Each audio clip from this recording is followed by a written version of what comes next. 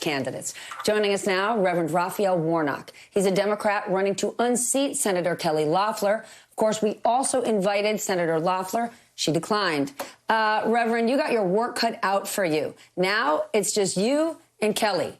How does that change the race? Well, thank you so much, Stephanie. It's great to be here with you, and happy Veterans Day to all of our veterans. We owe a debt of gratitude to them and their families for all the sacrifice for our freedoms. Listen, the remarkable thing is that somebody like me is even running for the United States Senate. I'm a kid who grew up in public housing down in Savannah, Georgia. I'm one of 12 children. I'm number 11 and the first college graduate in my family. I know personally the importance of good public policy because I'm the product of Pell Grants and low-interest student loans. Somebody provided for me a ladder of opportunity so that I could create a profitable, a productive life for myself and my family. And so I'm running for the U.S. Senate to give ordinary people a chance. They're hearing that message here on the ground in Georgia, which is why our campaign has such momentum, and we intend to prevail come January 5th. But let's be honest, she's going to raise about $1 gazillion, not just from Georgians, but people around the country are watching this race. A lot of big money from New York, Wall Street, that want to see a divided government. How do you combat the amount of money they're going to get? Oh, if money could purchase this seat, Kelly Loeffler would have had it by now. She's the wealthiest member of Congress. She spent millions of dollars on ads on television during this race. I got in this race. There were 21 people in my race, 10 Democrats, 5 Republicans. They listed our names alphabetically because my last name is Warnock. I was the kid, if you will, next to the last kid in line, and yet we finished first. And I think that's because voters are hearing the message. They're concerned about their health care. I'm hailing from a state where we've had 8 hospitals close. I was down in Cuthbert, Georgia, a couple weeks ago, and those folks are deeply concerned that their hospital is closed in the middle of a pandemic.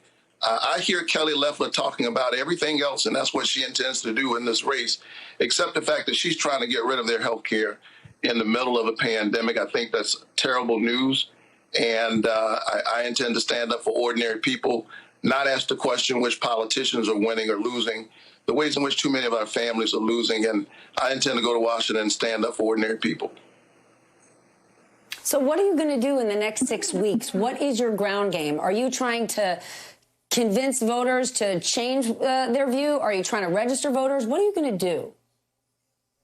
Oh, we've been registering voters for years here in this state. People are watching what's happening in Georgia. And what they need to understand is that this is not magic. This is hard work. We've been on the ground for years, registering hundreds of thousands of new voters in this state, trying to give people a voice.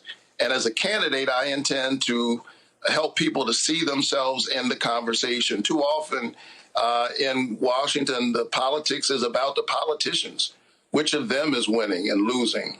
And what I intend to do is to center the concerns of ordinary people, the people that I know as a pastor, that I've counseled in my church. I can't tell you how many times I've been in the waiting room of a critical care unit, watching a family concerned not only about their loved one languishing between life and death, but the impact of this on their ability to thrive. And so I think all of that gets lost in the conversation, and which is why I'm running. I feel that this message is resonating with ordinary voters. I think there's a reason why we finished so strong in that part of the race, and we intend to win this seat, but more importantly, win the future for kids like me who are in disaffected communities in rural Georgia, trying to figure out how they embrace the American dream that's slipping away from too many at this time. I would be deeply honored to represent the people of Georgia. Jamie Harrison in South Carolina shared much of your message with voters. He raised a ton of money and he lost. Congressman Jim Clyburn just said that slogans like defund the police hurt his campaign. You have very clearly said you oppose defunding the police, but are you worried that you're getting lumped in with people who want to do that, people who are in districts where that works for? No, I'm not. The truth is I'm not interested in defunding the police. Maybe Kelly Loeffler is, since she keeps talking about it. I'm interested in the concerns of ordinary people. It's clear that she wants to defund their health care. She's been in Washington for several months. She's done a really good job protecting her own portfolio when she heard about the coronavirus pandemic. She profited in the middle of a pandemic. Meanwhile, Georgians have not seen real relief in several months. Businesses are seeing a narrower profit margin. Our small businesses especially are struggling. When there was relief, they saw Shake Shack and Ruth Chris and the LA Lakers at the front of the line, small businesses at the back of the line. And I think she'd rather talk about all of these things because I imagine it must be difficult to explain why you want to get rid of health care in the middle of a pandemic. I think that we ought to be strengthening the Affordable Care Act. We ought to make sure that our seniors don't have to choose between prescription drugs and food on the table. And we ought to make sure that when our kids finish college or technical or vocational school, that the debt isn't so oppressive that they have a mortgage before they have a mortgage. That's a drag not only on their personal economy, but on the Georgia economy. Reverend, well, good luck to you. Thank you so much for joining me this morning. You've got a busy next few weeks. Thank you so much.